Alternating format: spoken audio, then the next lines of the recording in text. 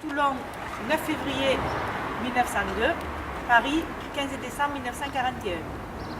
Homme politique français, député de Seine-et-Oise, membre du Parti communiste français. Oui.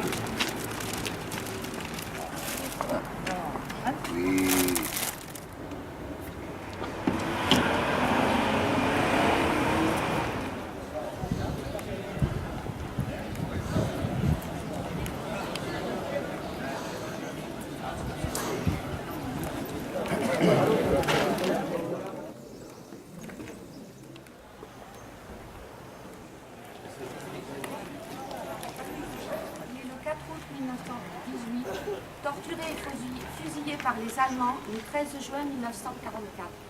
Robert Gudicelli, né le 14 octobre 1911, torturé et fusillé par les Allemands le 8 août 1944. Instituteur dans cette école.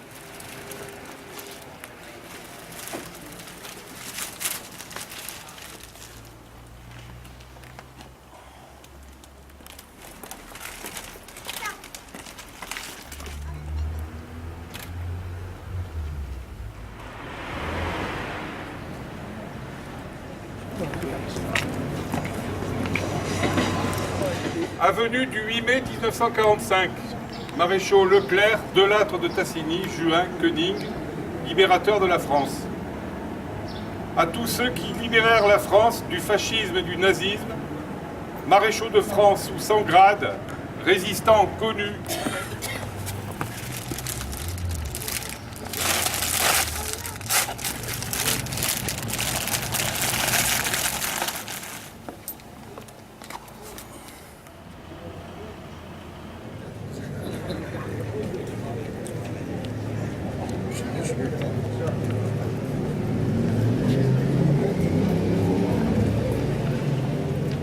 La cérémonie qui va suivre commémore le 68e anniversaire de la victoire du 8 mai 1945 des armées alliées en Europe sur l'Allemagne nazie, marquant la fin de la Seconde Guerre mondiale.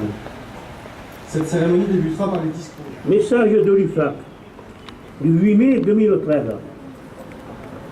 Le 8 mai 1945, jour de la victoire, la France était présente aux côtés de ses alliés pour participer à la signature de l'acte qui consacrait solennellement la capitulation sans condition de l'Allemagne nazie. Attente de votre réponse, Monsieur le maire, expression de notre haute considération et notre gratitude. Nous acceptons la proposition que vous nous faites et nous travaillerons bien entendu avec les enseignants, parce que je crois que c'est quand même important qu'il y ait un devoir de mémoire au niveau de nos enfants. La machine de guerre nazie est défaite. Le monstrueux régime fasciste qui a endeuillé l'Europe et le monde est vaincu. À l'ombre de la croix gammée gigent 65 millions de victimes, dont plus de la moitié de civils. Pas un peuple n'a été épargné par cette tourmente effroyable, par cet holocauste qui a aussi emporté 6 millions de juifs, de tziganes et de roms exterminés dans les camps de la mort. Nous sommes aujourd'hui rassemblés pour rendre hommage à toutes ces victimes, pour faire vivre leurs souvenirs. Nous devons œuvrer ensemble pour empêcher le retour des idéologies racistes et criminelles qui, partout en Europe, et comme dans les années 30, ressurgissent sur fond de crise, porteuses des mêmes dangers et des mêmes risques pour l'humanité.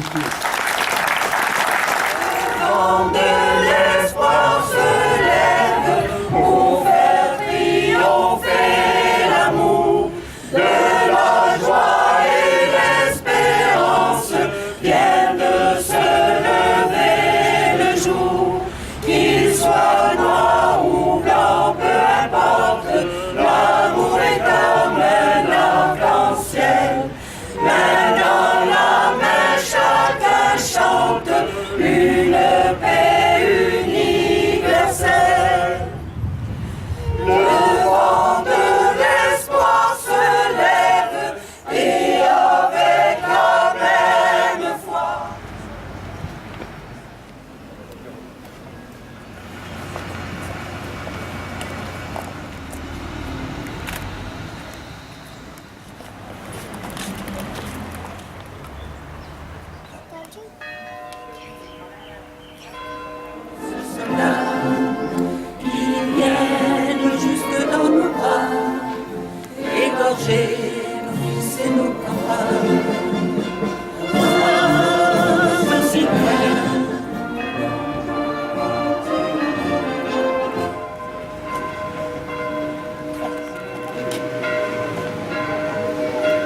guerre de l'amitié, Solfer Moros.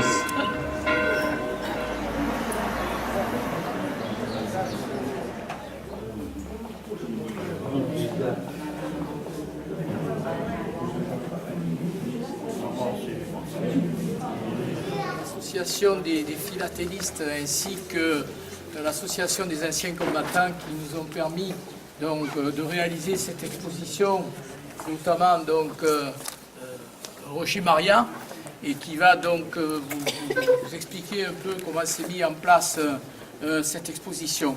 Mais je ne pouvais pas, si vous voulez, avant d'ouvrir cette exposition, avoir une pensée pour donc Christian Roux, qui est parti il y a donc maintenant peu de temps, et qui a été donc les fondateurs des philatélistes de septembre.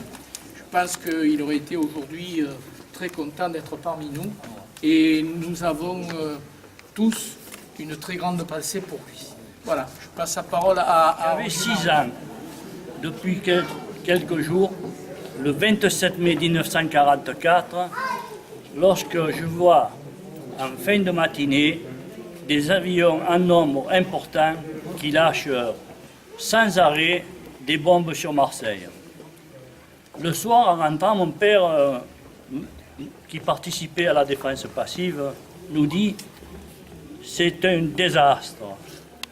On n'a pas arrêté de porter secours à des centaines de personnes. Pendant de nombreuses années, j'ai eu l'idée, à travers la philatélie, de témoigner pour faire connaître et ne pas oublier. Le maire et la municipalité de Septembre de nous avoir accueillis. Nous sommes le comité de Marseille de la NACRE. Nous avons repris depuis une dizaine d'années ce comité avec mon épouse qui est la fille de Jules Moulet, le dernier résistant de Marseille fusillé à Signes. Et nous nous sommes investis à fond dans la lutte contre l'oubli de cette période.